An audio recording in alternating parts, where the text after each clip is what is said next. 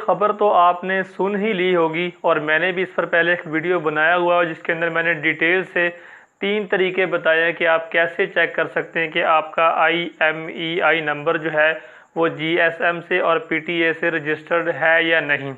अब उसके बाद जो सबके जहन में सवाल आ रहा है कि अगर हमारा IMEI नंबर चेक करने के बाद अगर आ जाता है कि आपकी ये डिवाइस वैलिड है या फिर इनवैलिड है, उसके 3 तरह के आपको जवाब में से एक जवाब मिलता है। या तो मिलता है वैलिड या फिर मिलता है इनवैलिड या फिर आता है कंप्लाइंट।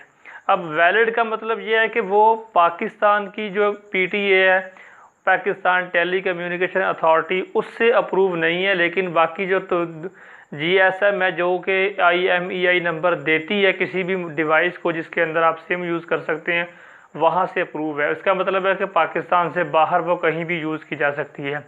और इनवैलिड का मतलब है कि वो कहीं से भी अप्रूव नहीं है, वो फेक है, वो किसी चाइनीज़ कंपनी ने बनाई है या फिर किसी ने उसका IMEI नंबर चेंज कर दिया है।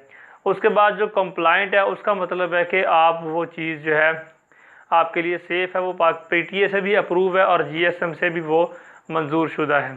अब आपके जहन में सवाल जो आता है पहला कि अगर वो आपकी डिवाइस इनवैलिड आ रहा है, रजिस्टर नहीं है, तो आप क्या कर सकते हैं। तो यहाँ पर मैं आपको एक छोटी सी टिप बताता हूँ जो कि वो खुद भी बता रहे हैं PTA वाले, कि अगर तो आपके पास ऑप्शन आ जाता है कि वैलिड।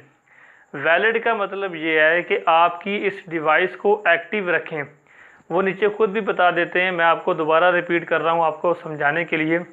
अगर आपका कोई चाइनीज़ वगैरह तो नहीं है, इससे आपको कन्फर्म हो जाएगा। उसके बाद अपना IMEI नंबर आप आसानी से चेक कर सकते हैं। उस वीडियो का लिंक मैं आपको डिस्क्रिप्शन में भी दे दूंगा, स्क्रीन पर भी आपको एंड में शो हो जाएगी। आपको तीनों तरीके मैंने बताए हुए हैं आसान से। तो आपने अब करना क्या है, फ़ौरन से अपनी उस डिवाइस को, उस मोबाइल को आप एक्टिव कर लें, उसके अंदर कोई सिम डाल लें, उस सिम से आप कॉल्स वगैरह करें, SMS वगैरह करें, इंटरनेट का यूज़ करें, यानी कि उस मोबाइल को आप हर तरीके से एक्टिव रखें 20 तारीख तक। उसके बाद भी अगर चलता है तो, क्योंकि 20 तारीख के बाद जो है ये 20 तारीख तक ऑटोमेटिक इन डिवाइसेस को रजिस्टर कर रही है PTA जो कि यूज़ हो रही हैं, जिसका IMEI वैलिड है, GSM से अप्रूव है लेकिन PTA में अप्रूव नहीं हुआ है, तो उनको तो वो ऑटोमेटिक रजिस्टर कर देगी। लेकिन जो इनवैलिड है, जो कि GSM से भी नहीं नंबर जो है वो दिए गए और ना ही PTA में शामिल हैं, उनका अभी तक किसी भी वेबसाइट पर, किसी भी जगह पर कोई सलूशन नहीं है।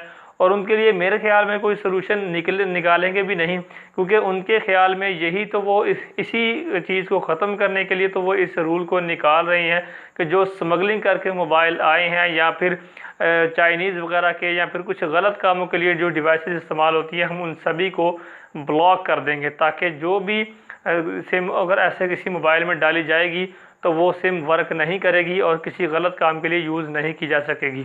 तो आप अपने उस मोबाइल को एक्टिव रखें ताकि आपका जो मोबाइल है ज़्यादा से ज़्यादा चांसेस हों कि वो ऑटोमेटिक रजिस्ट्रेशन में आ जाए और आपकी डिवाइस बच सके।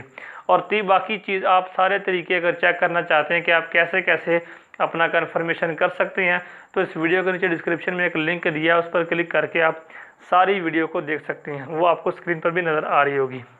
उम्मीद है आपको ये वीडियो से कुछ हेल्प मिली होगी, तो लाइक कर दीजिएगा, दोस्तों से शेयर कीजिएगा, तो कमेंट करके बताइएगा ज़रूर। अस्सलाम वालेकुम।